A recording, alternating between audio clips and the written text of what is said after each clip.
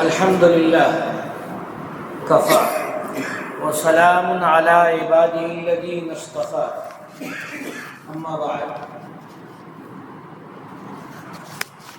اعوذ باللہ من الشیطان الرجیم بسم اللہ الرحمن الرحیم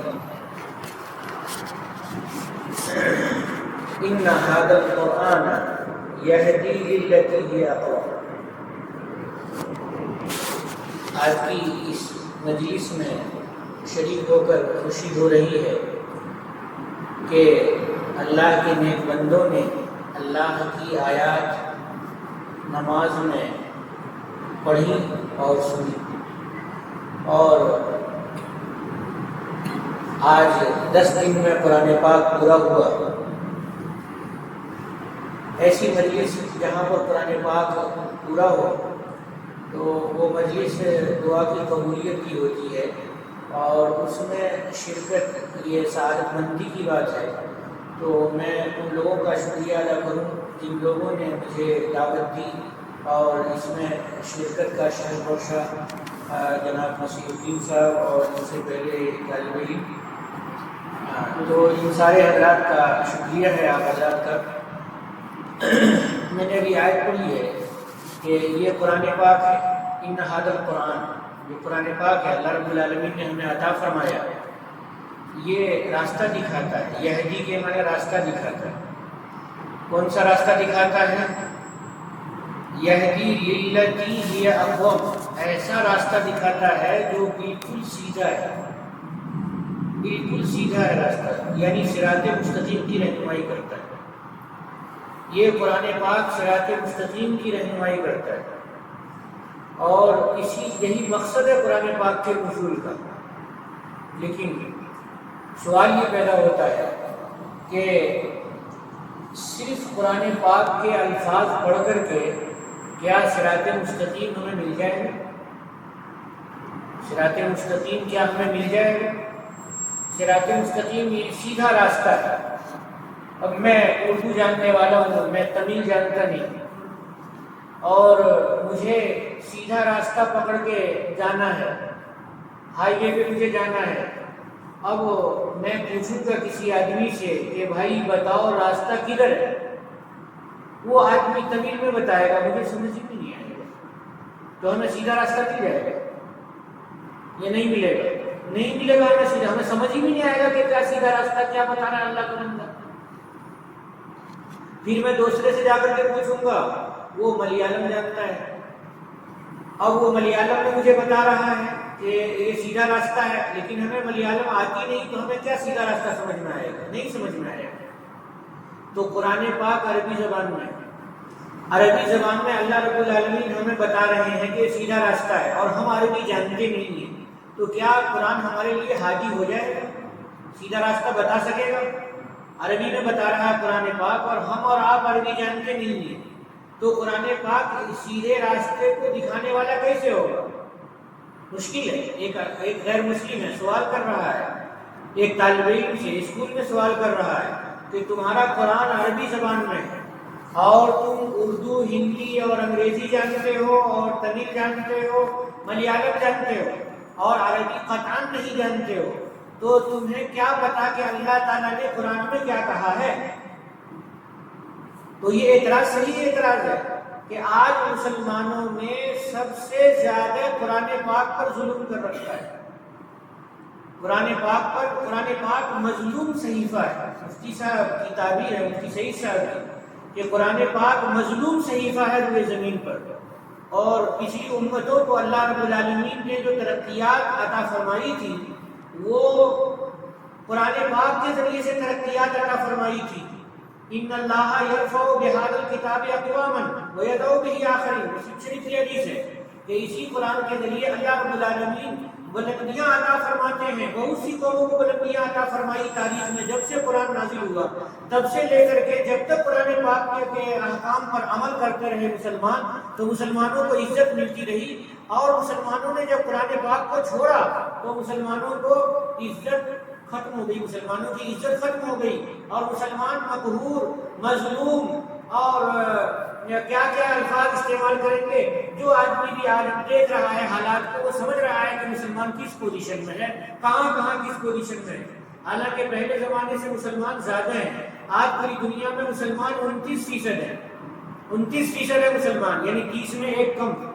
پوری انسانوں کی آبادی میں مسلمان 29% ہے، تو انسانوں کی آبادی میں اتنے مسلمان ہونے کے باوجود بھی آج اسلام دبا ہوا ہے، آج قرآن دبا ہوا ہے، قرآن پاک کا حکم دبا ہوا ہے۔ وہ کیوں دبا ہوا ہے؟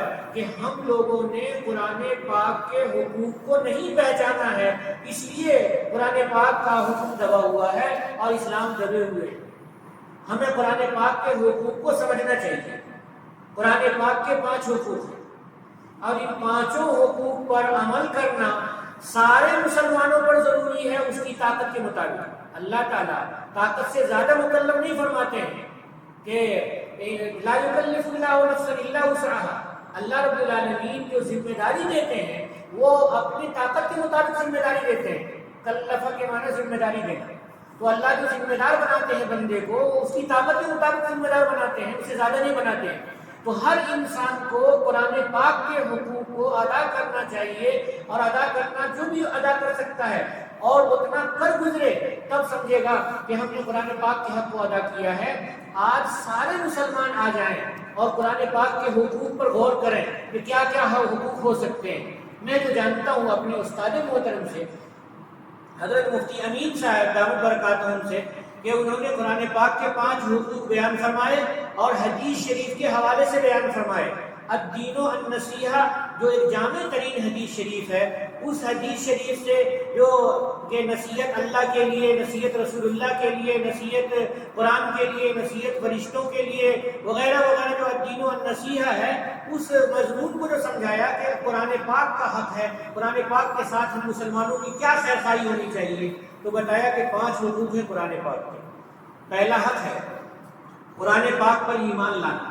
الحمدللہ ہم قرآن پاک پر ایمان رکھتے ہیں اور قرآن کے ہر حرف پر ایمان رکھتے ہیں، ہر نقطے پر ایمان رکھتے ہیں، زبر زیر پیش اور تشدید اور جزم سب پر ایمان رکھتے ہیں، اس میں کوئی کمی نہیں ہے الحمدللہ، کیونکہ اس کے بغیر کوئی مسلمان ہوگا ہی نہیں، دائرہ اسلام میں داخل ہی نہیں ہوگا کوئی، جب تک قرآن پاک کو پر ویسا ایمان نہ رکھتا ہو جیسا ایمان مطلوب ہے۔ الحمدللہ ہم قرآن پاک پر ایمان رکھتے ہیں، لیکن ایمان کے بعد 4 حقوق ہمارے اوپر واجب ہوتے ہیں قرآن پاک کے۔ پہلا حق ہے تجوید کے ساتھ پڑھنا، یعنی اقرأوا القرآن کما انزل، قرآن ایسا پڑھو جیسا نازل ہوا ہے، اترا ہے۔ کیسے، کہاں سے اترا ہے؟ لوح محفوظ سے حضرت جبریل علیہ السلام کو اللہ رب العالمین نے عطا کیا، اور پھر حضرت جبریل علیہ السلام نے رسول اللہ صلی اللہ علیہ وسلم کو عطا کیا، اور حضور علیہ السلام نے صحابہ کرام کو عطا کیا، اور صحابہ نے تابعین کو، اور تب سے لے کر کے آج تک ہماری طرف قرآن پاک آ رہا ہے۔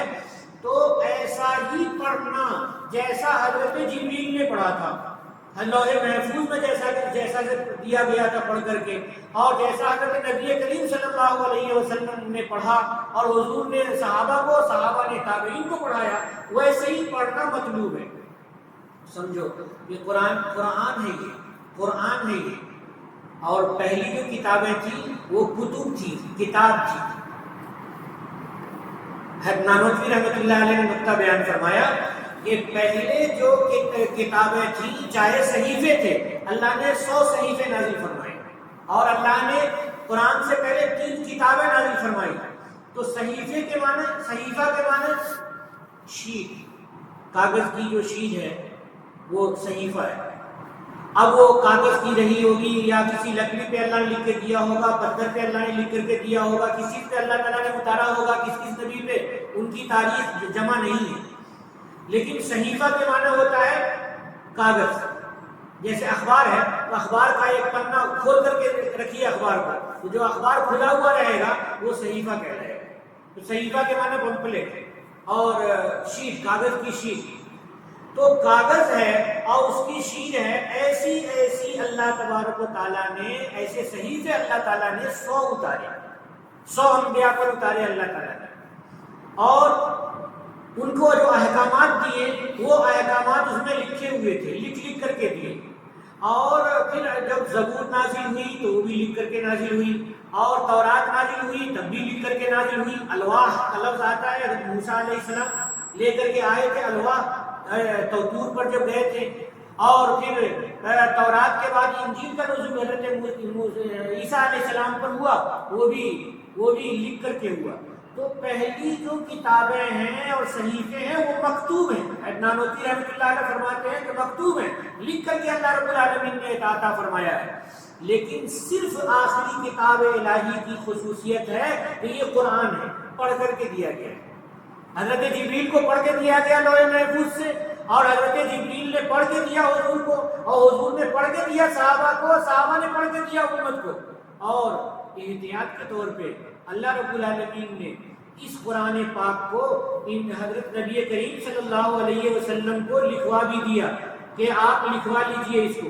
چنانچہ رسول اللہ صلی اللہ علیہ وسلم نے قرآن پاک کو لکھوایا۔ کس کی چیز میں لکھوایا؟ کہیں پتھر مل گیا، اچھا سا چکنا سا پتھر، تو اس میں لکھوا لیا اور گھر میں رکھ لیا۔ کہیں پر کھجور کا پتا مل گیا خوبصورت قسم کا، اس پر لکھوایا۔ جو کھجور کی آپ ٹہنی دیکھے ہوں گے تو وہ چوڑی سی ہوتی ہے، جیسے آدمی کی کمر ہے تو ویسی چوڑی سی ہوتی ہے، تو اس کو کاٹ کر کے اور اس پر لکھوایا، اور لکھوا کر کے محفوظ رکھا رسول اللہ صلی اللہ علیہ وسلم نے۔ بعض چمڑے کے باریک چمڑوں کے کاغذ جیسے ہوتے تھے پہلے زمانے میں، تو اس چمڑوں پر بھی لکھا جاتا تھا، تو اس پر بھی لکھوایا۔ تو جو چیز لکھنے کی اس وقت میسر ہو سکتی تھی وہ ایسی چیزوں پہ حضور نے لکھوائے، اور لکھوا کر کے اپنے گھر میں رکھا۔ پھر صحابہ کرام کا زمانہ آیا، حضرت ابوبکر صدیق رضی اللہ تعالیٰ عنہ کا زمانہ آیا تاریخ میں کہ جنگ یمامہ ہوئی اور وہاں حفاظ کرام بہت سارے شہید ہو گئے۔ تو حضرت عمر فاروق رضی اللہ تعالیٰ عنہ نے حضرت ابوبکر صدیق سے کہا کہ آپ قرآن پاک کو صحیفے میں محفوظ کیجئے، لکھوائیے۔ تو انہوں نے کہا کہ جو کام حضور نے نہیں کیا ہے وہ میں کیسے کروں گا، جیسے بخاری شریف کی حدیث ہے۔ تو حضرت ابوبکر کو اتنا کہا کہ ان کو انشراح ہو گیا۔ چنانچہ حضرت زید بن ثابت کو بلایا تو حضرت زید بن ثابت کو بھی اصرار کے ساتھ کہا گیا، اور جب حضرت ابوبکر ہے تو عمر کا انشراح ہو گیا تو زید بن ثابت کا بھی انشراح ہو گیا۔ پھر صحابہ کرام اکٹھا ہوئے، اور پھر جو قرآن کی کتابت ہوئی ہے، ہر آیت کی گواہی کسی آدمی کے پاس، ایک تو حضور کے گھر میں لکھی ہوئی تھی آیتیں، اور جس صحابی کے پاس بھی کوئی آیت لکھی ہوئی تھی تو وہ دو گواہی کے ساتھ وہ آتے تھے۔ یاد تھا حضرت ابوبکر کو بھی، یاد تھا حضرت عمر کو بھی، اور یاد تھا اس وقت حضرت زید بن ثابت کو بھی۔ زید بن ثابت نے ہی تو لکھا تھا بہت سارا قرآن کا حصہ، چند حصے ہی شاید نہ لکھے ہوں انہوں نے، ورنہ تو سارا انہی کا لکھا ہوا تھا۔ تو حضرت سب نے مل کر کے قرآن پاک کو صحیفے میں اکٹھا کیا۔ اب سمجھو کہ یہ صحیفہ لکھا ہوا قرآن، صحیفہ کو جائے کہو مصحف، یہ مصحف جو تیار ہوا صحابہ کرام کے زمانے میں، پھر یہ حضرت حفصہ کے پاس رکھا گیا۔ حضرت حفصہ سے حضرت عثمان غنی نے 5 یا 7 نسخے تیار کیے اور چند جگہوں میں بھیج دیے، جہاں جہاں اسلامی حکومت تھی ان جگہوں میں بھیج دیے کہ اسی کے مطابق قرآن پاک کی کتابت کی جائے۔ تو اسی کے مطابق قرآن پاک کی کتابت ہوئی۔ تو اصل قرآن ہے قرآن، قرأ یقرأ سے قرآن مصدر ہے، اصل ہے پڑھنا۔ پڑھنا اس کتاب کی ذات بڑی خصوصیت ہے کہ اس کتاب کو پڑھا جا رہا ہے۔ کیسا پڑھا جا رہا ہے؟ ہم آج کی زبان میں بولتے ہیں تجوید کے ساتھ پڑھا جا رہا ہے۔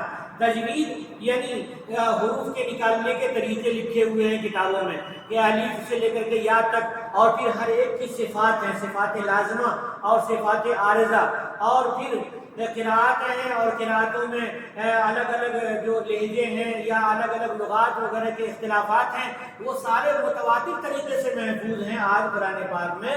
تو میں یہ کہہ رہا ہوں کہ دوسرا حق ہے ایمان لانے کے بعد ہر مسلمان کا کہ وہ قرآن پاک کو ایسا پڑھے جیسا حضرت جبریل نے پڑھا تھا، یہ حق ہے۔ اب اگر پڑھنے میں کمی ہے تو آدمی دیکھے کہ حق ادا نہیں ہو رہا ہے، پڑھنے میں کمی ہے تو حق ادا نہیں ہو رہا ہے، اور اگر یہ حق ادا ہو رہا ہے تو اب تیسرا حق ہے مومن پر، ہر مسلمان پر، کہ قرآن پاک کو سمجھے۔ اگر قرآن پاک کے معنی کو نہیں سمجھے گا تو لوگ اعتراض کریں گے۔ آج غیر مسلم اعتراض کرتے ہیں کہ تمہارا قرآن عربی زبان میں ہے اور تم نہیں سمجھتے ہو تو کیا فائدہ اس کو پڑھ کر کے؟ ہم کہتے ہیں کہ بھئی فائدہ تو ہے، اس سے تو انکار نہیں کیا جا سکتا، کیونکہ الف لام میم کا معنی کوئی نہیں جانتا ہے اور پڑھنے کا فائدہ ہے۔ مودودی صاحب نے کہا کہ بغیر سمجھے پیدا نہیں ہوگا، ثواب نہیں ہوگا۔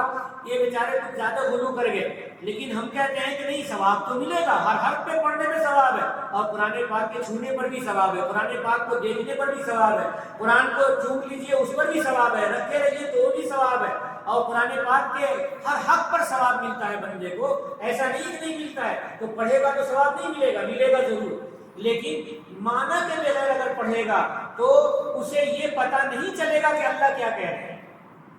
اب اللہ کیا کہہ رہے ہیں کیسے معلوم ہوگا؟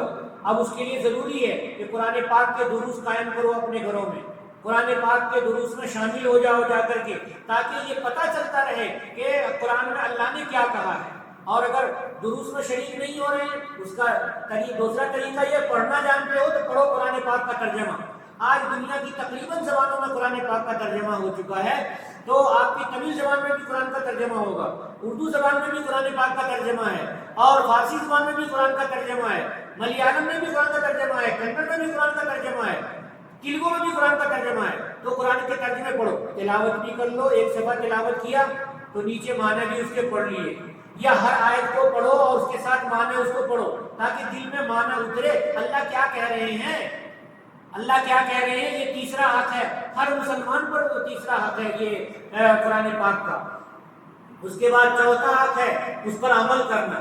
قرآن پاک میں اللہ تعالیٰ نے کہا اقیموا الصلاۃ، تو نماز کو بالکل سیدھی رکھو، اقیموا کے معنی سیدھی رکھو، کہ نماز کے وقت کے لحاظ سے بھی نماز کو سیدھی رکھو، فرض واجب اور ارکان شرائط سب کے لحاظ سے نماز کو سیدھی رکھو، یہ اللہ رب العالمین کا حکم ہے۔ تو بندے نے پڑھ لیا اقیموا الصلاۃ، اب نماز کو نہیں چھوڑے گا، وہ پابندی سے نماز پڑھ رہا ہے، یہ گویا کہ عمل ہوا قرآن پاک پر۔ آتوا الزکوٰۃ، زکوٰۃ دو، معلوم ہوا کہ زکوٰۃ ادا کرنا پڑے گا، جب تک فقیر کے پاس زکوٰۃ جا کر کے پہنچے گی نہیں تب تک ہمارے لیے چھٹکارے کی بات نہیں ہوگی، تو زکوٰۃ دے رہا ہے۔ اللہ نے کہا لا تقربوا الزنا، زنا کو چھوڑو، تو بندہ زنا کو چھوڑے ہوا ہے، کبھی زنا کے پاس نہیں جا رہا ہے۔ اللہ نے کہا کہ واجتنبوا قول الزور، جھوٹی باتوں سے بچو، تو بندہ جھوٹ نہیں بول رہا ہے، یہ قرآن پاک پہ وہ عمل کر رہا ہے۔ اللہ رب العالمین نے خمر کو، شراب کو حرام فرما دیا ہے، تو شراب سے بچا ہوا ہے، جوئے کو حرام کیا ہے، جوئے سے بچا ہوا ہے، جتنے احکامات اللہ تعالیٰ نے دیے ہیں سب پہ عمل کر رہا ہے، اور جتنی منہیات سے اللہ تعالیٰ نے روکا ہے ان سے رکا ہوا ہے۔ اب یہ قرآن ہمارے عمل میں ہے، یہ قرآن ہمارے عمل میں ہے، یہ ہے عمل کا مطلب۔ اور جب عمل کر لیا تو گویا کہ بندے نے چوتھا حق بھی ادا کر دیا۔ پہلا حق تھا ایمان لانا، دوسرا قرآن کی تلاوت کرنا، تیسرا معنی پڑھنا، چوتھا عمل کرنا، اور پانچواں عمل ہے پھیلانا۔ قرآن پاک کا پھیلانا ہر مسلمان پہ ضروری ہے۔ اب ہر مسلمان اپنے اپنے دائرے میں قرآن کو پھیلاتا ہے۔ قاری صاحب ہیں وہ الفاظ پڑھاتے ہیں، تجوید کے ساتھ پڑھاتے ہیں کہ بھائی زیادہ سے زیادہ پڑھو، زیادہ سے زیادہ پڑھو، وہ قرآن کو پھیلا رہے ہیں۔ دوسرے عالم صاحب ہیں تو وہ قرآن کا ترجمہ پڑھا رہے ہیں اور مفہوم پڑھا رہے ہیں کہ آؤ پڑھو، آؤ پڑھو، آؤ پڑھو، اور وہ ترجمہ پڑھا رہے ہیں، طلبہ کو پڑھا رہے ہیں، مسجدوں میں قرآن کا ترجمہ سمجھا رہے ہیں، بتا رہے ہیں۔ یہاں پر ایک چیز رک کر کے سمجھو بھائی، کہ میں نے تجربہ کیا ہے، تم لوگ بھی تجربہ کر کے دیکھو۔ قرآن پاک کا ترجمہ سمجھنے کے لیے میرا تجربہ، یعنی لاک ڈاؤن میں نے کئی کام کیے ہیں، اللہ تعالیٰ نے کرائے ہیں، میرے نہیں، اللہ نے توفیق عنایت فرمائی ہے، تو اس میں نے یہ تجربہ کیا کہ قرآن پاک کے ترجمے کے سمجھنے کے لیے، قرآن پاک کے ترجمے کے سمجھنے کے لیے نو صرف عربی زبان اور بلاغت کسی کی ضرورت نہیں ہے۔ عام آدمی کو، عام پبلک کو قرآن پاک سمجھنا ہے، اور قرآن پاک کے سمجھنے کے لیے اتنی باریکیاں ضروری نہیں ہے۔ عام آدمی کے حساب سے پڑھے گا اور سمجھے گا۔ کیسے سمجھے گا بھائی؟ عربی میں ہے، کیسے سمجھے گا؟ میں نے تجربہ کیا، آپ بھی تجربہ کر کے دیکھیے۔ حفظ ختم کر کے، میری بیٹیاں ہیں، 3 بیٹیاں اور ایک بھانجی ہے اور ایک بھانجا ہے، ان سب نے قرآن پاک کے ترجمے پڑھے۔ تو کیسے میں پڑھاتا ہوں؟ حفظ ختم ہونے کے بعد میں ان کو ہدایت القرآن دے دیتا ہوں کہ یہ ہدایت القرآن لو اور غور کرو، وہاں لفظ معنی ہے، ورڈ میننگ کر کے کالم بنا کر کے لکھے ہوئے ہیں، مفتی صاحب نے جداول بنا کر کے لکھے ہوئے ہیں، تو لفظ معنی ہے۔ اب بچہ ہمارا قرآن پاک حفظ کر دیا، ایک بیٹھک میں قرآن پاک سنا لیا، اللہ کا فضل ہے کہ پانچوں نے ایک بیٹھک میں سنا لیا ہے۔ تو ہم نے ان کو دیا کہ جاؤ گھر میں بیٹھو ہمارے سامنے، میں یہاں بیٹھا ہوا ہوں، پڑھ رہا لکھ رہا ہوں، اور ہمارے بچے ہماری بچیاں اپنا ہدایت القرآن لے کے بیٹھے رہتے ہیں، غور و فکر کرتے رہتے ہیں۔ اب وہ غور و فکر کرتے ہیں، لفظ معنی کو سوچتے ہیں اور آ کر کے مجھے سناتے ہیں۔ کہ ابو یاد ہو گیا، کتنا یاد ہوا؟ ایک سورت یاد ہو گئی، ایک آیت یاد ہو گئی، 10 آیت یاد ہو گئی، ارے اور یاد کرو، سنایا، پھر یاد کیا، پھر یاد کیا. اس طرح سے چند دنوں میں پورے قرآن کا ترجمہ ہمارے بچے لفظ معنی کی مدد سے یاد کر لیتے ہیں، اور اتنا اچھا یاد کرتے ہیں کہ دارالعلوم دیوبند کے پنجم کا طالب علم جیسا سناتا ہے اور چہارم کا طالب جیسا قرآن پاک کا ترجمہ سناتا ہے، ویسے ہمارے حفظ کے کیے ہوئے بچے سناتے ہیں. اور ان کو میں کہتا ہوں لفظ معنی کو یاد کرو، اور میں کہتا ہوں کہ بھائی قرآن پاک کو یاد کرو، کے ترجمے یاد کرو، اور ان کے قید لگاتا ہوں میں.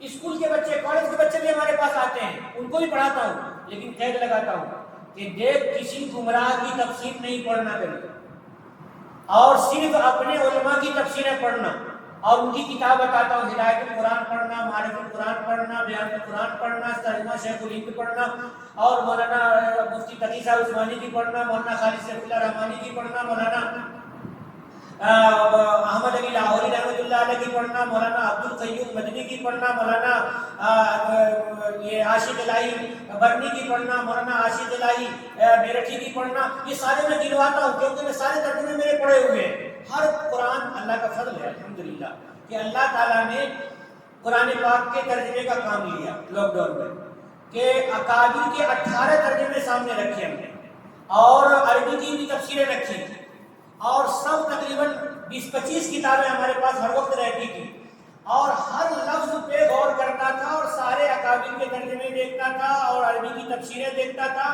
اور میں آسان ترین ترجمہ کرنے پہ قادر ہوا الحمدللہ، کہ عربی کے الفاظ نکال دیے، فارسی کے الفاظ نکال دیے، مغربی یوپی کے بہت سارے الفاظ تھے، بعض الفاظ 300 سال کے پرانے تھے اردو کے ترجمے میں جو ہمارے اکابر بزرگوں کے ترجمے ہیں. تو ہر ایک کا متبادل تلاشا، اور متبادل تلاشنے کے لیے چونکہ میں زبان کا PhD ہوں الحمدللہ، کہ میں نے لینگویج ہی پڑھا ہے، تو اردو کی جتنی لغات ہیں ان ساری لغات کو سامنے جو بھی ہمیں میسر ہو سکی ہیں، وہ لغات فیروز اللغات ہے، لغات آصفیہ ہے، اور جامع اللغات ہے، اور پتہ نہیں کتنی لغات ہیں، وہ ساری لغات کو میں نے سامنے رکھا. کوئی لفظ ہے تو یہ لفظ کیا ہے، بنا کہاں سے، کون سی زبان سے اردو میں آیا، یا وہ ہندی سے آیا تو کون سی زبان کا ہے، یا کوئی اور زبان کا ہے تو کہاں سے آیا، اس کو کیسے ہم ادا کریں گے، قرآن کے لفظ کو متبادل ہو سکتا ہے یا نہیں ہو سکتا ہے. ہر لحاظ سے غور کر کے اور محنت کر کے ایک قرآن پاک کا ترجمہ اللہ رب العالمین نے تیار کروایا. تو میں یہ کہنا چاہ رہا ہوں کہ میرے سامنے سارے ترجمے ہیں، تفسیروں کی کتابیں ہیں، اور میں کہتا ہوں کہ آپ شروع کیجئے اور اللہ کا دین سمجھنے کی نیت سے شروع کیجئے، چاہے آپ عالم ہیں یا نہیں ہیں، چاہے آپ کچھ عربی پڑھے ہوئے ہیں نہیں پڑھے ہوئے ہیں. اللہ کا قرآن پڑھنے کے لیے صرف ہدایت قرآن لے لو، اور لفظ معنی کے ساتھ کسی ایک عالم کو جا کر کے سناؤ، جو بھی عالم ہے اس کو سناؤ. آج ہمارے علماء کو بھی قرآن پاک کے ترجمے یاد نہیں رہتے ہیں بھائی، اور بہت سے علماء ایسے ہیں جن کو قرآن پاک کے ترجمے نہیں معلوم ہیں. ہم تو عوام کے درمیان ہوتے ہیں تو ہم عوام یہ سمجھتی ہے کہ ان کو قرآن کے سارے الفاظ معلوم ہیں اور ساری چیزیں تفسیریں معلوم ہیں، اس لیے وہ عزت کرتے ہیں. اگر ان کو معلوم ہو جائے کہ ان کو کچھ بھی پتہ نہیں ہے تو ان کے دل میں عزت نہیں رہے گی. تو اللہ رب العالمین کا ہمیں شکر ادا کرنا چاہیے کہ اللہ نے ہمیں علم دین دیا ہے، اور ہمیں قرآن پاک کا ترجمہ روزانہ پڑھنا چاہیے. عالم ہے تو تلاوت کریں، ایک پاؤ کی تلاوت کریں سمجھ کر کے، اور اس میں جتنے مشکل الفاظ آئیں ان کو ڈائری میں لکھ لیں، اور دن میں گھماتے رہیں دماغ میں. دھیرے دھیرے 1 سے 2 مرتبہ جہاں قرآن کا ترجمہ پڑھیں گے آپ، عالم ہیں، گرفت ہو جائے گی پوری. تو میں یہ کہنا چاہ رہا ہوں کہ چاہے عالم ہو چاہے غیر عالم ہو، ہر ایک کو قرآن پاک کا ترجمہ سمجھنا ہے، مضمون سمجھنا ہے کہ اللہ نے کیا فرمایا ہے. آپ کہیں گے قرآن پاک اللہ کی کتاب ہے، سمجھنے میں غلطیاں ہوں گی. اکابر کی تفسیریں کس لیے؟ وہی تو روکنے کے لیے، گمراہی سے بچانے کے لیے، اور عوام کے لیے تو اکابر نے اردو میں لکھا. اگر خواص کے لیے لکھنا ہوتا تو عربی میں لکھتے. قرآن کا جو ترجمہ ہمارے بزرگوں نے کیا، عوام ہی کے لیے تو کیا کہ وہ اردو میں ہے. قرآن پاک میں 5 مضامین ہیں. ایک ہے علم الجد، ایک ہے علم الاحکام. پہلے علم الاحکام 1 نمبر پر، علم الجد، تذکیر بآیات اللہ، تذکیر بایام اللہ، تذکیر بالموت و ما بعد الموت. یہ علماء کی تعبیر ہے، میں ان کو عوامی تعبیر میں سمجھاتا ہوں. پہلا قرآن پاک میں مسئلے مسائل ہے کہ مسائل اللہ تعالیٰ نے بیان فرمائے ہیں کہ فلاں کو اتنا ترکہ ملے گا، اور تم نماز کو پڑھو فلاں وقت میں پڑھو، اور زکوٰۃ یوں دو، اور فلاں زکوٰۃ کا مستحق ہے ان کو زکوٰۃ بانٹو. یہ ساری چیزیں تو علم الاحکام ہے. علم الاحکام میں چند احکامات اتنے باریک ہیں کہ وہ بڑے علماء کو ہی سمجھ میں آتے ہیں. مثلا میراث کی آیتیں ہیں، اتنی باریک آیتیں ہیں کہ ہر ایک کو سمجھ میں نہیں آتی، بڑے علماء کو ہی سمجھ میں آتی ہیں. چند اور مسئلے ہیں قرآن پاک کے جو بڑے علماء ہی سمجھ سکتے ہیں. حروف مقطعات کا مطلب تو ہمارے باپ دادا بھی نہیں سمجھے، کبھی نہیں سمجھا جا سکتا ہے. تو قرآن پاک کے بعض مضامین بہت اونچے ہیں، وہ لیکن تھوڑے ہیں. ایسے مضامین کو جب ہم پڑھاتے ہیں تو کہتے ہیں ترجمہ پڑھ لو، آگے جب کتاب پڑھو گے تو وہاں سمجھ لو گے. صرف ترجمہ پڑھ کر کے گزر جاؤ، اور جو اکابر نے تفسیر لکھی ہے وہ تفسیر پڑھ کر کے گزر جاؤ، ہم ان کو چھوڑ دیتے ہیں. اور جو آیتیں آتی ہیں جدل کے معنی بحث مباحثہ. اللہ رب العالمین نے 4 فرقوں سے مباحثے کیے ہیں، یہود، نصارہ، مشرکین، منافقین. 4 سے اللہ تعالیٰ نے بحث کیے ہیں اور بتایا ہے کہ منافق تو بھی غلط، مشرک تو بھی غلط، یہود تو بھی غلط، نصارہ تو بھی غلط، اور غلط کی دلیل اللہ تعالیٰ نے کی ہے. اب یہ بتاؤ، یہ آیت صرف عالم سمجھیں گے یا عوام کے لیے بھی ہے؟ ارے عوام کے لیے نہیں، یہ تو غیر مسلم کے لیے بھی ہے. مشرک کو بھی قرآن پاک کو ترجمہ کر کے پڑھنا ضروری ہے، سمجھنا ضروری ہے، اور یہود کو بھی ضروری ہے، نصارہ کو بھی ضروری ہے، منافق کو بھی ضروری ہے. کیونکہ اللہ رب العالمین قیامت میں پوچھیں گے کہ تو نے ہماری کتاب پہ عمل کیا نہیں کیا؟ تو عمل کیسے کرے گا؟ آدمی پڑھے گا تو سمجھے گا تو عمل کرے گا. تو غیروں کو بھی قرآن پاک کا سمجھنا ضروری ہے. تو ہم مسلمان کیوں سمجھتے ہیں کہ ہمارے لیے قرآن پاک کا سمجھ کر کے پڑھنا ضروری نہیں ہے؟ ہمارے اندر بیداری پیدا ہونا ضروری ہے. تو میں یہ کہہ رہا تھا کہ علم الجدل یعنی بحث اللہ تعالیٰ نے کی ہے، باطل کو باطل ٹھہرا کر کے اللہ نے سمجھا دیا ہے. اس کے بعد دیکھو 3 تذکیر ہے. تذکیر بآیات اللہ. تذکیر بآیات اللہ کا مطلب ہوتا ہے اللہ کی نشانی دیکھو، اللہ کو پہچانو. توحید، آیات توحید، اللہ کو پہچانو. غور کرو، زمین آسمان کا بنانے والا کوئی ضرور ہے، وہی اللہ ہے. غور کرو کہ چاند اور ستارے کا بنانے والا کوئی ضرور ہے، وہی اللہ ہے. غور کرو کہ تم خود سے نہیں بن گئے ہو، تمہارے بنانے والا کوئی ضرور ہے، وہی اللہ ہے. سب سے اول آدم کو بھی اللہ کسی نے بنایا ہے، وہی اللہ ہے. آیات قدرت، آیات توحید کو دیکھو اور اللہ کو پہچانو. کیا یہ صرف علماء کے لیے یا عوام کے لیے بھی؟ بھائی بتاؤ، علماء کے لیے بھی ہے، عوام کے لیے بھی ہے. اگر عوام کے لیے بھی ہے تو ہر عام آدمی کو قرآن پاک کو سمجھنا پڑے گا جا کر کے کہ یہ قرآن پاک میں اللہ تعالیٰ جو بتا رہے ہیں وہ کیا کیا بتا رہے ہیں. آیات اللہ بتا رہے ہیں، آیات توحید بتا رہے ہیں، اللہ پہچانا ہے اپنے کو. یہ پہچاننا صرف علماء پہ ضروری نہیں ہے، عوام پر بھی ضروری ہے. اسی طرح سے تذکیر بھی ایام اللہ. ایام اللہ کا مطلب ہوتا ہے تاریخ امتوں کی تاریخ، کہ اللہ نے مومنین کو بچا لیا اور کافروں کو غرق کر دیا. فرعون کو اور فرعون کے ماننے والوں کو غرق کر دیا، اور موسیٰ کو ان کے ماننے والوں کو بچا لیا علیہ السلام. اور حضرت ابراہیم علیہ السلام کو اللہ رب العالمین نے آگ میں ڈال کر کے بھی بچا لیا، کیونکہ لوگوں نے آگ میں پھینک دیا تھا جل جانے کے لیے. اللہ نے کہا کہ یا نار کونی برکو سلامہ، ہے آگ تو ٹھنڈی ہو جا اور آرام راحت دینے والی بن جا. تو آگ آرام اور راحت دینے والی بن گئی تھی. یہ اللہ رب العالمین کا حکم ہوا. تو دیکھیے نوح علیہ السلام کے زمانے میں جتنے نہ ماننے والے تھے سب کو اللہ نے گھر کے دریا کر دیا، اور جتنے لوگ ماننے والے تھے ان سب کو کشتی میں بچا لیا اللہ تعالیٰ نے. یہ تاریخ امم ہے. تاریخ امم بھی جاننا ہر آدمی کے لیے ضروری ہے، چاہے وہ عالم ہو، چاہے جاہل ہو، چاہے مومن ہو، چاہے کافر ہو، ہر ایک کو جاننا ضروری ہے. جب یہ قرآن پاک یہدی للتی ہے اقوم ہوگا کہ قرآن پاک سیدھا راستہ دکھاتا ہے، انسان سمجھے گا. اس کے بعد دیکھو آخری جو 5ویں چیز ہے وہ ہے قرآن پاک میں تذکیر بالموت و ما بعدہ ہے، کہ موت اور موت کے بعد کا اللہ نے یاد دلایا ہے. اے انسان تجھے مرنا ہے. کیوں مرنا ہے؟ تیرے باپ دادا پردادا سکردادا لکردادا کوئی نہیں، سب مر گئے، ختم ہو گئے، چلے گئے. تو تمہیں بھی مرنا ہے. جب مرنا ہے تو سوچ، اور مرنے کے بعد کی زندگی کو بھی سوچ کہ قبر کی زندگی سے اٹھ کر کے میدان محشر کی زندگی آئے گی. محشر سے اٹھ کر کے پل صراط کا راستہ آئے گا، اوور برج، اور اس اوور برج سے پہنچ کر کے جنت میں چلے جاؤ گے، اور جو جہنمی ہوگا اسی میں گر کر کے جہنم میں چلا جائے گا. تو یہ سب جاننا ہر آدمی کے لیے ضروری ہے. ہر ایک کو جنت میں جانا ہے، ہر ایک کو جہنم کے راستے کو سمجھنا ہے، اور جہنم کے راستے کو سمجھ کر کے بچنا ہے. جب ایسا ہے تو تذکیر بھی ہر ایک کے لیے ہے. تینوں کی تینوں تذکیرات سب کے لیے ہے، اور علم الجدل تو سب کے لیے ہے، اور اسی طرح سے علم الاحکام میں چند احکام خواص کے لیے ہیں کہ وہ سمجھیں گے اور وہ سمجھ کے عوام کو سمجھائیں گے۔ ایسا نہیں کہ سمجھ کے جیب میں رکھ لیں گے، وہ عوام کو سمجھائیں گے۔ ہمارے بزرگوں کا ہمارے اوپر احسان ہے کہ انہوں نے بیان القرآن لکھا اور معرفت القرآن لکھا اور انوار القرآن لکھا، ہدایت القرآن لکھی اور پتہ نہیں کتنی قرآن پاک کی تفسیریں لکھی ہیں۔ ان کا احسان ہے ہمارے اوپر، ہم قرآن پاک کو آئیے سمجھیں۔ تو میں کہہ رہا تھا کہ قرآن پاک کے 5 حقوق میں سے ایک حق ہے ایمان لانا، دوسرا حق ہے آیتوں کو سمجھ کے پڑھنا، یہ تلاوت کرنا، اور تیسرا ہے آیتوں کو سمجھنا، اور چوتھا ہے عمل کرنا، اور 5واں ہے پھیلانا۔ پھیلانا ضروری ہے، عالم کی طرح سے پھیلائے اور غیر عالم اپنے حساب سے پھیلائے۔ مثال کے طور پہ ایک آدمی کو اللہ تعالیٰ نے دولت عطا فرمائی ہے، تو دولت تو امتحان ہے، کہ اگر شکر کیا تو نجات اور ناشکری کی تو پھنس گیا۔ قارون پھنس گیا تھا، نہیں پھنس گیا تھا؟